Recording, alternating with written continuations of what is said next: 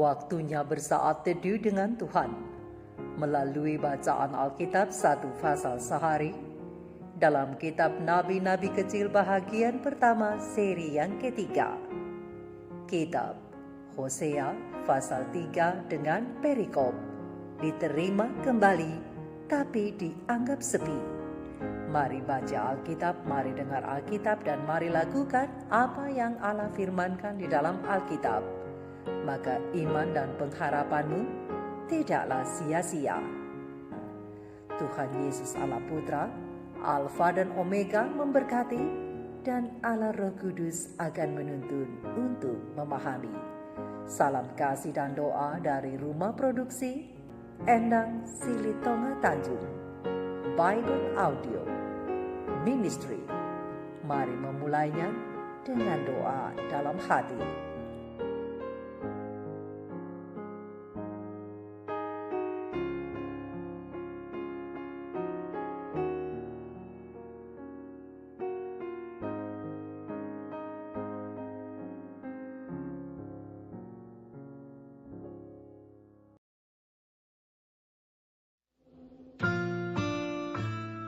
Berfirmanlah Tuhan kepadaku, pergilah lagi, cintailah perempuan yang suka bersundal dan berzina, seperti Tuhan juga mencintai orang Israel, sekalipun mereka berpaling kepada allah-allah lain dan menyukai kue kismis.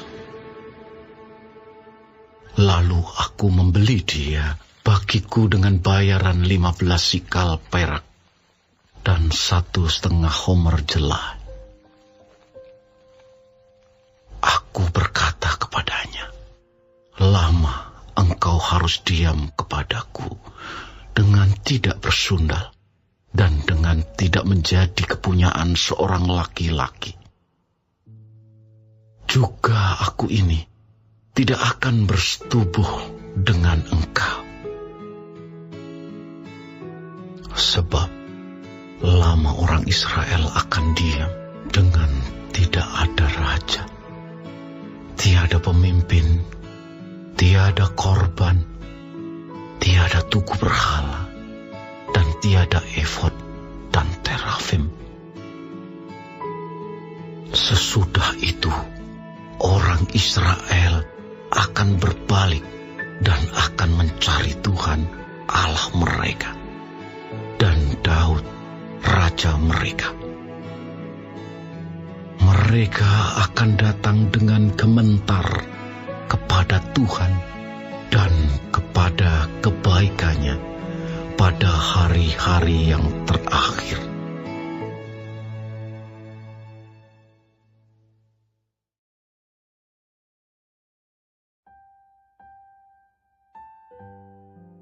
Kita telah menyelesaikan bacaan Alkitab satu pasal sehari dalam kitab Hosea pasal 3. Sedikit perenungan mengenai pasal ini tentang cerita kasih yang ajaib bahagian ketiga dengan ayat panduan perenungan Hosea 3 ayat 1 dengan bunyi nas. Berfirmanlah Tuhan kepadaku, pergilah lagi, cintailah perempuan yang suka bersundal dan berzina, seperti Tuhan juga mencintai orang Israel, sekalipun mereka berpaling kepada allah-allah lain dan menyukai kue kismis. Sahabat-sahabat firman, sahabat-sahabat surgawi yang dikasihi oleh Tuhan di mana saja Anda berada, sekali lagi Nabi Hosea diinstruksikan Tuhan untuk memperlakukan khotbah dalam tindakan di mana dia harus menikahi kembali Gomer, pelacur profesional itu. Dan setelah membayar maharnya, Hosea membawanya pulang dan memberikan syarat-syarat yang membatasi, yang jika diikuti oleh Gomer akan menjamin umur panjang dan kebahagiaan pernikahan mereka. Demikian pula lah dalam upayanya untuk memulihkan Israel kembali kepadanya, Allah memberikan persyaratan yang membatasi dengan melucuti raja dan imam-imam jahat mereka yang telah menjadi batu sandungan untuk ibadah mereka yang sejati. Pembatasan seperti ini memang diperlukan. Mengapa? Ya, para ahli saraf berbicara tentang konsep yang dikenal sebagai neuroplastisitas atau kemampuan atau kapasitas otak untuk membangun jalur saraf baru. Dengan demikian sikap diri dapat diubah dan dibangun, apalagi pada orang yang sedang berjuang dengan perilaku adiktif atau susah meninggalkan kebiasaan yang digemarinya. Maka ia harus didorong untuk menghindari dan bila perlu sepenuhnya dapat memutuskan untuk tidak berhubungan dengan siapapun, tempatnya juga, dan hal-hal yang memicu seseorang untuk kembali melakukan hal-hal yang sulit untuk ditinggalkannya. Dan bila ini dikerjakan dengan niat yang sungguh-sungguh, maka dalam jalur menuju pemulihan ini, otak akan mampu mengubah pandangannya dan memungkinkan seseorang memulai pembentukan pola perilaku yang baru. Seperti itulah yang Tuhan lakukan sahabat-sahabat firman terhadap Israel. Tuhan mengidentifikasi dan kemudian menarik dari mereka hal-hal yang merupakan penghalang untuk pertumbuhan rohani mereka yang berkelanjutan di dalam Dia. Meskipun prosesnya menyakitkan pada awalnya untuk hal yang tadinya mereka rasakan nyaman, tetapi berbahaya bagi rohani, hal-hal itulah yang harus diambil dari mereka, agar hasil akhirnya baik, yaitu pada akhir proses pembatasan ini, Israel akan kembali dan mencari Tuhan. Lihat kitab Hosea 3 ayat 5. Demikian juga dengan kita sahabat-sahabatku, Israel rohani. Dengan cara apakah Tuhan menghancurkan batu penggodaan yang dapat membuat hidup kita tersandung? Ya, dengan memberikan batasan-batasan kepada kita melalui firman-Nya yang tertulis di dalam Alkitab. Ingatlah sahabat-sahabatku, Allah sangat mengasihi engkau dan saya, dan semua batasan yang Ia berikan semata-mata untuk kebaikan dan kebahagiaan kita. Tentang kasih atau cinta Allah itu, pena Ilham Ilahi Roh Nubuat manuskrip 21 16 Februari 1900 alinea pertama sampai alinea yang ke-6 menjelaskan, cinta sejati bukan hanya sekedar perasaan sentimental atau emosi, tapi itu adalah asas yang hidup, asas yang terwujud dalam tindakan. Cinta sejati dimanapun itu ada, itu akan mengontrol kehidupan. Demikianlah halnya dengan kasih Allah. Allah adalah kasih, baik dalam semua pekerjaannya, dalam semua urusannya dengan umat manusia, di sanalah karakternya terungkap, yaitu kasih. Allah memanifestasikan kasih-Nya dalam pekerjaan penciptaan. Saat bumi ini diciptakan, itu suci dan indah, dan Allah mengucapkannya sungguh amat baik. Lihat Kejadian 1 ayat 31. Setiap bunga, setiap semak, setiap pohon menjawab tujuan penciptanya. Segala sesuatu yang di atasnya mata melepaskan lelah, itu indah. Dan pikiran akan dipenuhi tentang kasih Tuhan. Setiap suara adalah musik, selaras sempurna dengan suara Tuhan. Hal-hal alam yang kita lihat hari ini memberi kita gambar samar tentang keindahan dan kemuliaan Eden. Namun alam dengan suara yang tidak salah lagi menyatakan akan cinta Tuhan. Bahkan sekarang bumi penuh dengan kebaikan Tuhan. Lihat Mazmur 33 ayat 5. Itu masih mengungkapkan pekerjaan dari guru seniman yang hebat itu.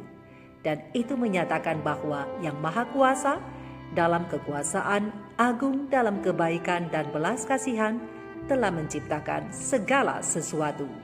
Padang hijau, pepohonan yang tinggi, sinar matahari yang cerah, awan, embun, keheningan malam yang kusyuk, kemuliaan langit yang berbintang dan bulan dalam keindahannya, semuanya menjadi saksi atas kuasa-Nya yang bekerja secara ajaib.